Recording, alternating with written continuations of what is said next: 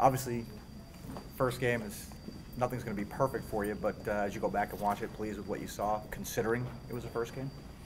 Yeah, no, we did a lot of good things. We're great defensively, and that was our concern going in the game. We were just worried about our defense, and that's all we really worked on going into it, because I knew we'd win if we played great defense. So it's an area where we needed to improve. So we did a great job against St. Francis on the defensive end. So I was really happy with that.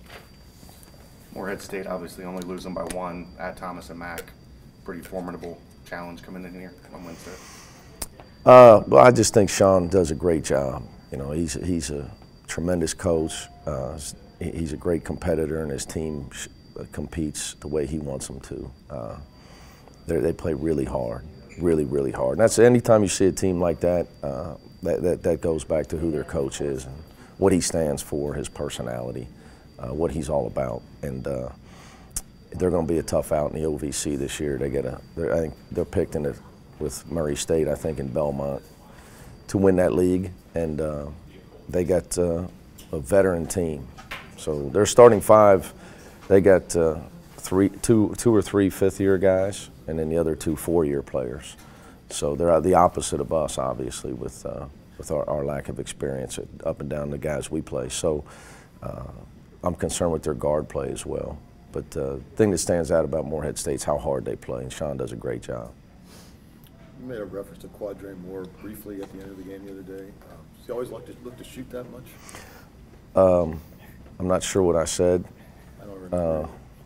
He's sneaking past right now. You talking about his offense? Yeah. Oh, he's never going to lack for confidence on the offensive end, which I love that.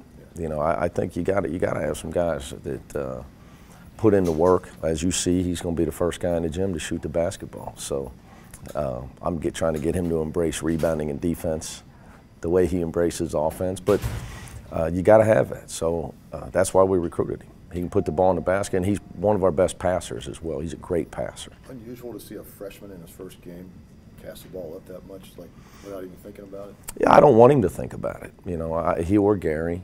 You know, I don't want any of those guys. You know, it doesn't say freshman on your jersey. It says Cincinnati.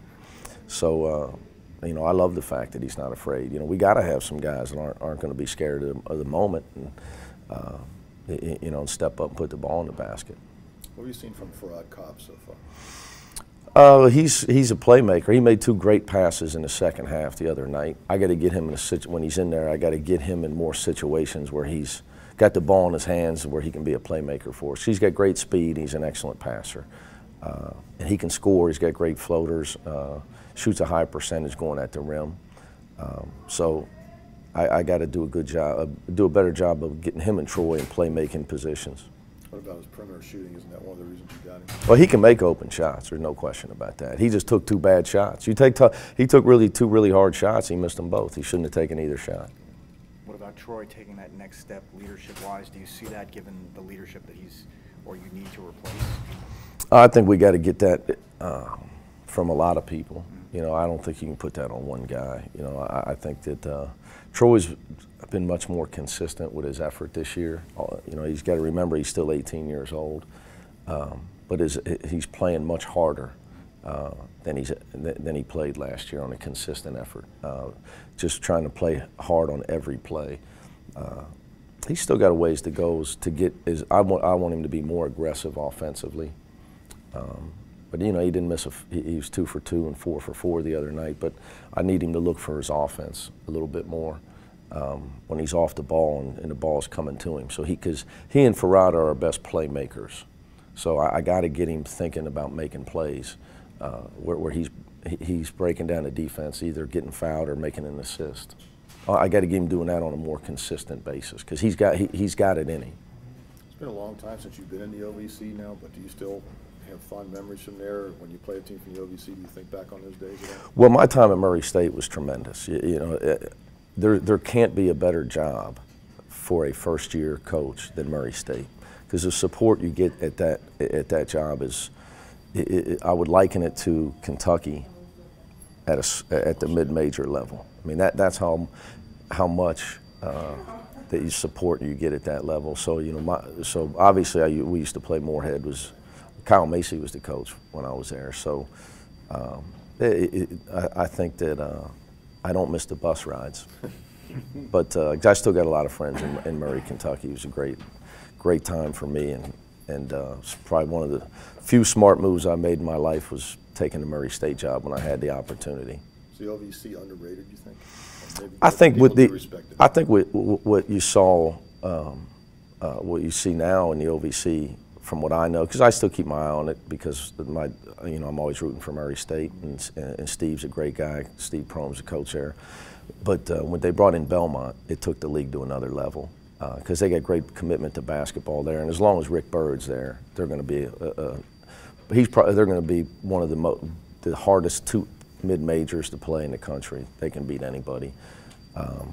And now with Sean at Morehead, and Jeff Neubauer's done a great job also at Eastern Kentucky. They made the tournament recently.